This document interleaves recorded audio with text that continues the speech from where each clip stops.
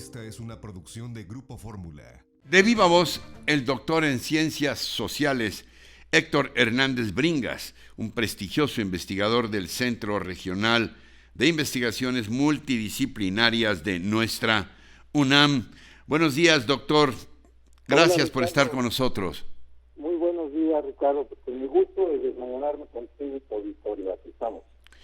Doctor, tal vez lo recuerdas, por ahí de la mitad del año pasado, hablamos sobre el perfil de quienes padecían los embates ya para entonces muy duros de la pandemia. El perfil de quienes perdían la vida eran los integrantes de grupos vulnerables, los mexicanos con mayores carencias, aquellos que por su condición económica pues no podían estar en confinamiento, tenían que salir a buscar la sobrevivencia a las calles, tampoco podían hacer home office por la naturaleza de sus oficios. A un año, 4 meses de convivir con el COVID-19, ¿ha cambiado el perfil de los infectados y de las víctimas del virus, doctor? Sí, Ricardo, mira, a lo largo de la pandemia, prácticamente desde el mes de marzo del 2020, he venido haciendo un seguimiento de este perfil social y demográfico de las personas que han fallecido por COVID.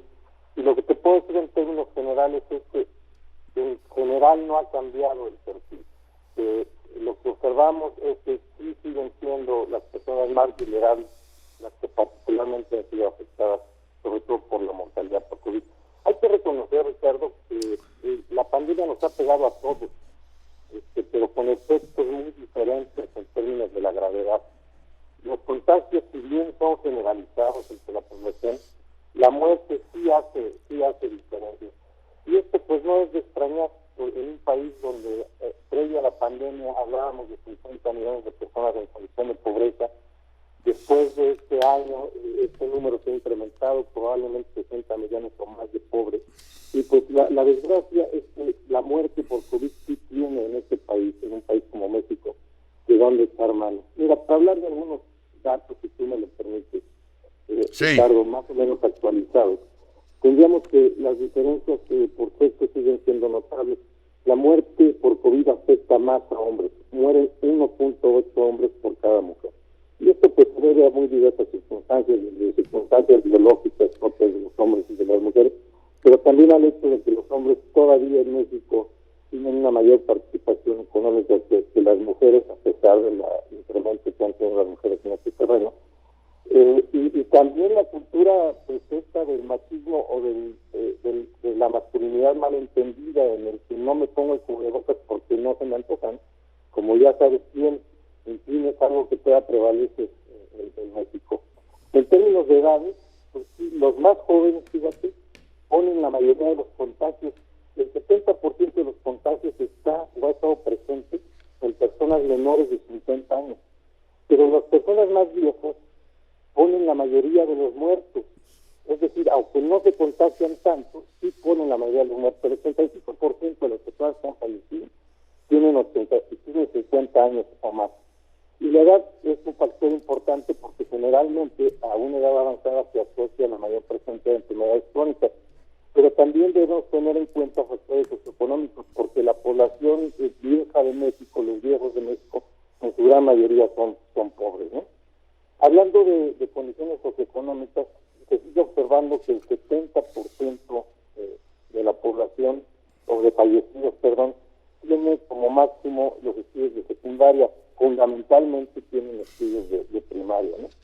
Y es un perfil de escolaridad muy especial que nos habla, la baja escolaridad nos habla que sí de una situación de vida precaria, de ingresos reducidos, de empleos precarios también, ¿no? Y hablando justamente de la ocupación de las personas que han fallecido, observamos todavía que más del 90% de esas personas que han tenido la desgracia de morir eran trabajadores, amas de casa o jubilados.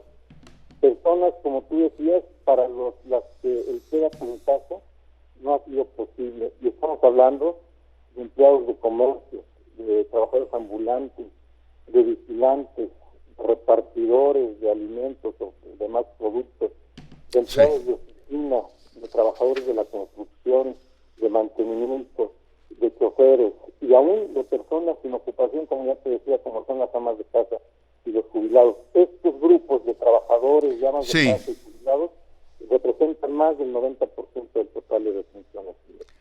No tienes una bola de cristal, desde luego, pero ¿cuál es la perspectiva, el panorama en un país donde teníamos un registro de 60 millones? Bueno, estoy hablando de criterios generales, promedio, porque diversas instituciones tienen datos también diferentes, pero hablábamos de hasta hace no mucho de 60 millones de pobres.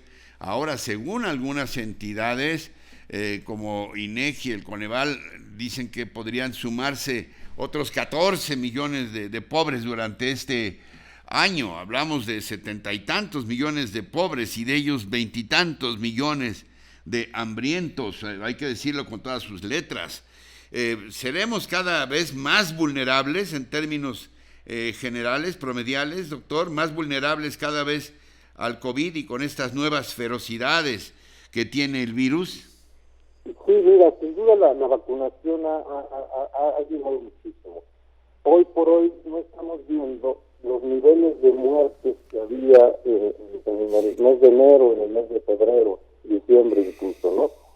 Sin embargo, digamos, hablar de 400 o 500 muertes diarias es un número muy importante, Ricardo, que nos ubicaría en un nivel equiparable que teníamos en los meses de octubre o noviembre del año pasado, y nadie estaba gestionando absolutamente nada de que estábamos ante el fin de la pandemia. Es un número muy importante de personas que mueren, y fundamentalmente las personas que siguen muriendo en el país por COVID son personas de bajos recursos. Y la perspectiva ante el incremento de la pobreza y ante estos datos que nos dan diversas instituciones, pues es una perspectiva que nos hace ver que los más vulnerables estarán sufriendo las consecuencias más severas de la pandemia en el país, sin duda. ¿Algún otro aspecto, doctor, que creas que es importante señalar en esta evaluación y del que no te haya preguntado?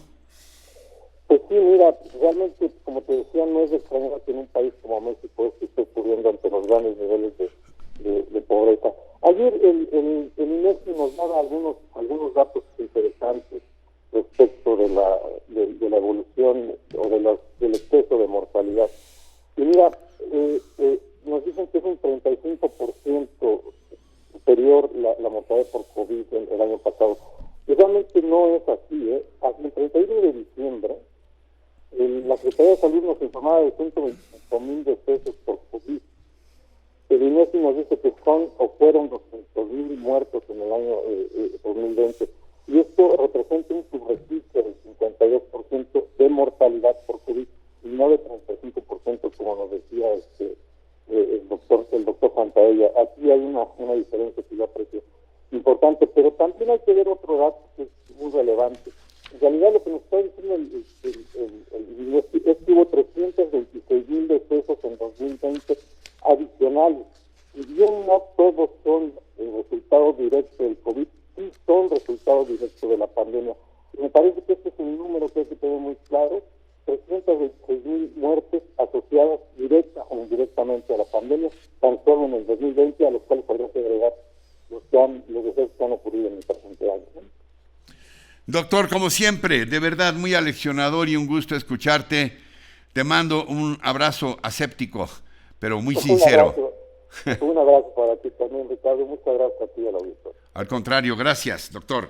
Encuentra más contenido como este en radioformula.mx.